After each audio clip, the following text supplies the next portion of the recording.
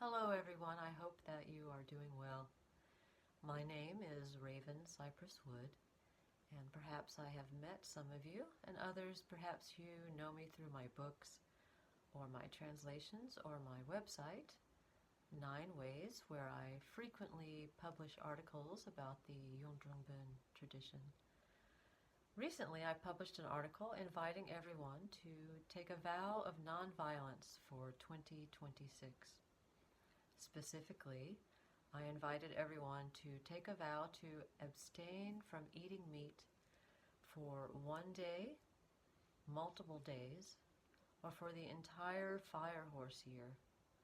And by taking that vow from a mind of compassion, we would then submit all those names to His Eminence Minri Punlop Rinpoche, and he would become the sacred witness for those vows, and we would dedicate that virtue of fulfilling those vows for his very, very long life.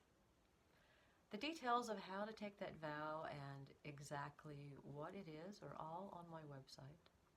So here, I thought I would just spend a couple of moments talking about how taking that vow, even taking a vow to abstain from meat for a single day, how that can bring greater meaning to your life.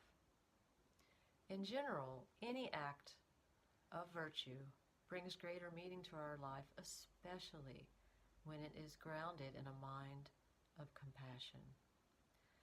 The texts tell us that putting others before ourselves is the way to bring happiness, and that putting ourselves first will only bring suffering and misery.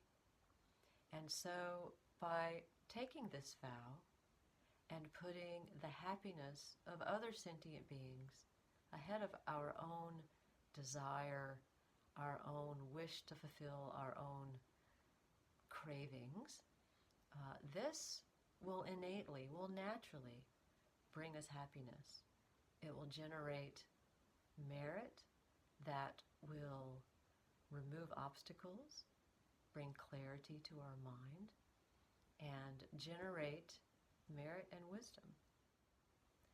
As spiritual practitioners, we endeavor to move the focus of our mind from ordinary, worldly things of cyclic existence to generating wisdom and positive qualities. Especially, we cultivate the 4 immeasurable qualities. The immeasurable quality of equanimity teaches us to see all sentient beings equally, rather than to see some as loved ones and some as neutral and others even as enemies or those we would rather avoid. Instead, we see that they are all equal. At one point during our countless lifetimes, each sentient being has acted as our very kind mother. So in that way, we then cultivate the immeasurable quality of love. We wish for them to be happy. From that, we cultivate the immeasurable quality of compassion. Not only do we want them to be happy, we want them to not suffer. And then we cultivate the immeasurable quality of joy. Because of their experience of joy, having reached happiness and not suffering, we then feel joy.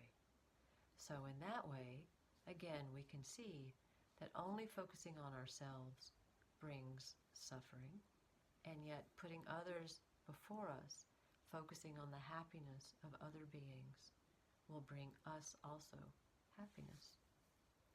So again, here I invite everyone to consider taking the vow of nonviolence, particularly to abstain from eating meat, although part of the vow is also to aspire to having a mind of loving kindness and being mindful of one's actions that come from the body, being mindful of your thoughts, being mindful of your words.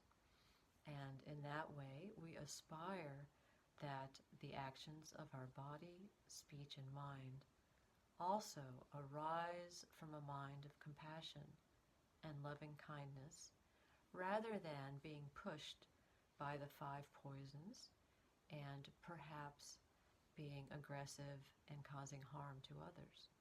So that's an aspiration. That's not necessarily part of the vow, but we aspire to that, because right now to take a vow to not experience any of the 5 poisons is beyond most people's capacity. However, we plant those seeds and we make those aspirations. For example, you could think of a single apple seed. That one tiny apple seed, if you plant that seed, that one seed can then grow into an apple tree that bears an incredible number of fruit. Each of those fruits then has multiple apple seeds. Each of those single small apple seeds can then grow into another apple tree. And then in that way you can see how one single small seed can become countless seeds, countless fruits that then can be nourishment for an innumerable number of sentient beings. Similarly, one small act of virtue, one seemingly small act of virtue, with an aspiration that it increase and that it spread and that it benefit all sentient beings, its benefit can be greater than you can even imagine. So, in that way, I invite all of you to read the article on my website and to please consider the vow of nonviolence. Okay? Thank you so much.